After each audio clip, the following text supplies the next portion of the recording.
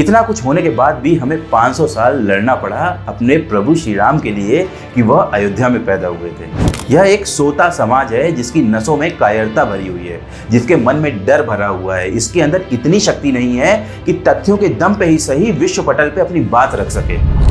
क्या हमारे पूर्वज टेक्निकली हमसे ज्यादा एडवांस थे? क्या रामायण जैसी घटना हुई है और पुष्पक विमान जैसा कुछ था? और आज के टाइम पे वो कौन कौन से देश हैं जो आज भी रामायण को सेलिब्रेट कर रहे हैं? और आज के आधुनिक युग के वैज्ञानिकों का क्या कहना है इसके बारे में? इन सब तथ्यों को जानने के लिए हमें यह जानना बहुत जरूरी है कि उन्नत टेक्नोलॉजी होती क्या है। एक रॉकेट जो अंतरिक्ष में जा रहा है बहुत सारा प्रदूषण करके, क्या वह उन्नत टेक्नोलॉजी का उदाहरण है? या फिर एक वॉरहेड गिराने के लिए अलग अलग मिसाइल्स का यूज करना जो प्रदूषण भी कर रहा है और साथ साथ धरती के संसाधन को भी खत्म कर रहा है, क्या वह उन्नत टेक्नोलॉजी का उदाहरण है? या फिर मैं आपसे यह कहूं कि कंप्यूटर, मोबाइल, आर्टिफिशियल इंटेलिजेंस या फिर मशीन लर्निंग जो मनुष्य की सोचने समझने की शक्ति को, याद करने की क्षमता को कम कर रहा है, क्या वह उन्नत टेक्नोलॉजी का उदाहरण है? जी नहीं। उन्नत टेक्नोलॉजी एक ऐसी टेक्नोलॉजी होगी जो मानव जाति और प्रकृति को एक साथ आगे लेकर चले। तो चलिए ढूंढते हैं इन सब प्रश्नों का उत्तर आदि ज्ञानम के आज के वीडियो में। रामायण एक ऐसा महाकाव्य है जिसमें 4,80,000 वर्ड्स हैं, जो ज्योग्राफिकली एंड इकोलॉजिकली एकदम एक्यूरेट है।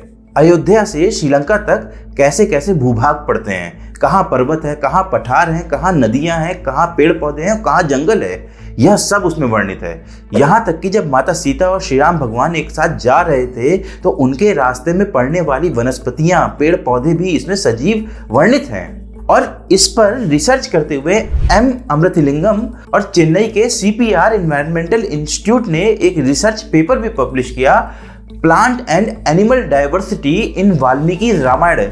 इसमें उन्होंने सिद्ध करने की कोशिश करी कि जो वाल्मीकि रामायण है वो इकोलॉजिकली कितनी एक्यूरेट है। आपको यह बताते चलें कि पूरी दुनिया में लगभग हर देश में बड़े बड़े कदमों के निशान मिल रहे हैं, चाहे वो बोत्सवाना हो, जर्मनी हो, स्पेन हो, टेक्सास हो, हर जगह इतने बड़े बड़े निशान मिले हैं। और ये जो निशान है ये इंडिया के आंध्र प्रदेश की लेपाक्षी में भी हैं और श्रीलंका में भी हैं। श्रीलंका में तो यह तक कहा जाता है कि जब हनुमान जी ने अपना शरीर बड़ा किया था समुद्र को लांघने के लिए ताकि वह श्रीलंका पहुंच जाएं, तो उनका वजन इतना ज्यादा भारी हो गया था कि उनके वजन से ये चट्टान दब गई और ये निशान उनके हैं। देखिए, हर धर्म बात करता है भगवान के पुत्रों की, लेकिन वेद ही ऐसा सोर्स है जो यह बताता है कि जो मनुष्य हैं या हमारे पूर्वज उन्हें कह दीजिए या आप उन्हें भगवान कह दीजिए, वह लाखों साल पहले इस पृथ्वी पर थे।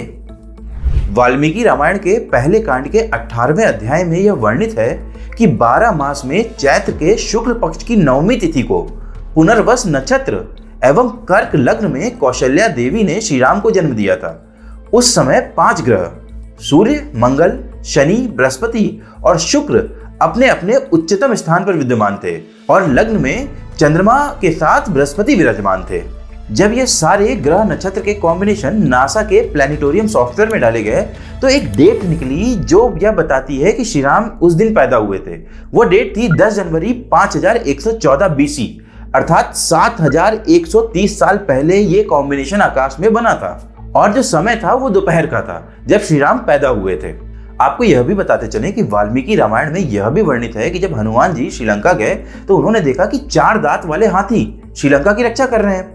और ये जो 4 दांत वाले हाथी है ना, इनके अवशेष दुनिया के अलग अलग कोनों में मिले हैं और आज के वैज्ञानिक इन्हें गॉम्फिथियर कहते हैं। और वैज्ञानिकों के अनुसार यह जो 4 दांत वाले हाथी थे यह इस धरती पे लाखों साल पहले विचरण करते थे और 11,700 साल पहले यह विलुप्त हो चुके हैं। तो इस पॉइंट से मैं यह बात करना चाहता हूं कि क्या रामायण सच में 7130 साल पुरानी है या उससे भी पुरानी है? इस बारे में आप सोचिए। वाल्मीकि रामायण में एक वानर सेना का वर्णन मिलता है। वानर सेना को हम बंदरों की सेना से कंफ्यूज कर लेते हैं। संस्कृत में बंदर को कपि कहते हैं।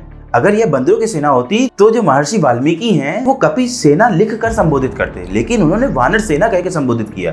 वानर शब्द 2 शब्दों से मिला है, वान और नर।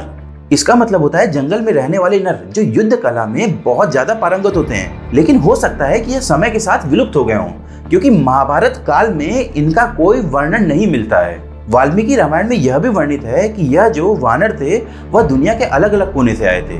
कुछ ऐसी जगह से आए थे जहां सूरज बहुत कम समय के लिए चमकता है। तो आज के टाइम पे ऐसी जगह आइसलैंड और अंटार्कटिका ही हैं। और शायद इसलिए इन बर्फीले जगहों पे हिम मानव, जिन्हें हम यति कहते हैं, वो भी देखे जाते हैं।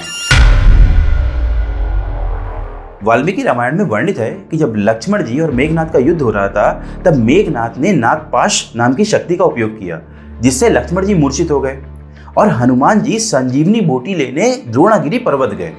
तब उनको कुछ समझ में नहीं आया संजीवनी बूटी क्या है, कैसी दिखती है, तो वह द्रोणागिरी पर्वत ही उठा के ले आए। और उस द्रोणागिरी पर्वत को जब हनुमान जी ला रहे थे, तब उसके छोटे छोटे टुकड़े 5 जगह गिरे। वह 5 जगहें श्रीलंका में आज भी हैं, जिनका नाम है कच्छाथीवु आइसलैंड, थिलाड़ी आइलैंड, रिटिगाला, डोलुकांडा और रमसल्ला। और इस क्षेत्र में पाई जाने वाली जो वनस्पति है वो हिमालय श्रृंखला में पाई जाने वाली वनस्पतियों से मैच खाती है।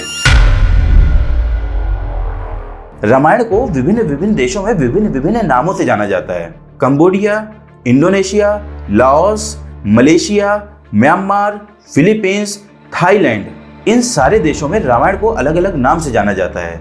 और भारत और श्रीलंका में तो इसे रामायण के नाम से जानते ही हैं। इसका मतलब यह हुआ कि दुनिया की 25 से 30% आबादी इस महाकाव्य पे भरोसा करती है। नीम करोली बाबा के बारे में तो आप सब जानते हैं कि वह हनुमान जी के कितने बड़े भक्त थे, और कुछ लोग तो यह भी कहते हैं कि वो हनुमान जी का साक्षात अवतार थे।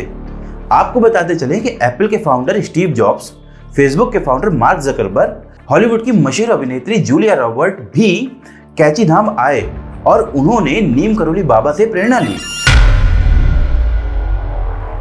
नवग्रह टेम्पल्स के बारे में शायद आप लोग ना जानते हो, पर भारत में 6ठी-7वीं शताब्दी में यह मंदिर बनाए गए जो अलग अलग 9 ग्रहों को प्रदर्शित करते हैं। और नवग्रह शांति पूजा हमारे यहाँ कब से हो रही है, इसकी कल्पना भी नहीं की जा सकती है।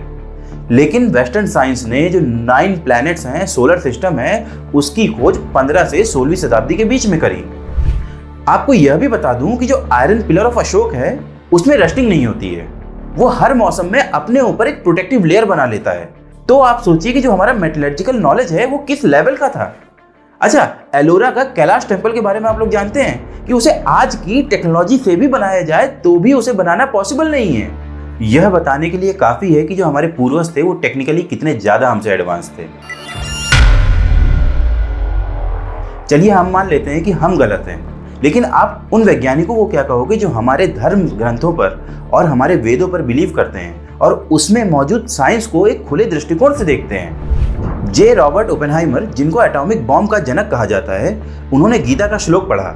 यह सब जानते हैं, लेकिन कोई यह नहीं जानता कि उन्होंने वेद के बारे में क्या कहा था। उन्होंने कहा था, access to Vedas is the greatest privilege this century may claim over all the previous centuries.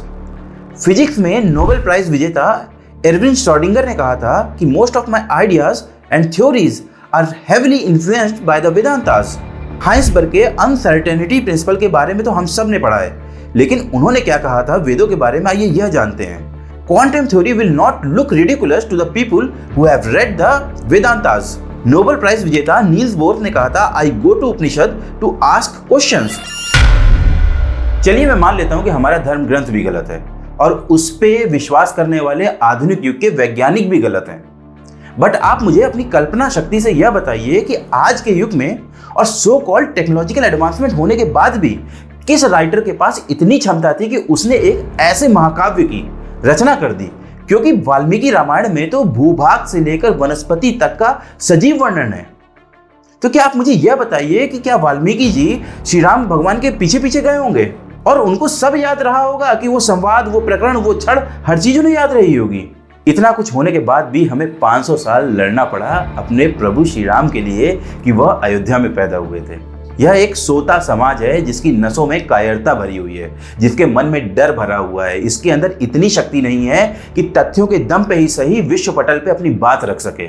जय श्री राम। धन्यवाद। आपका दिन मंगलमय हो, यह हम आशा करते हैं।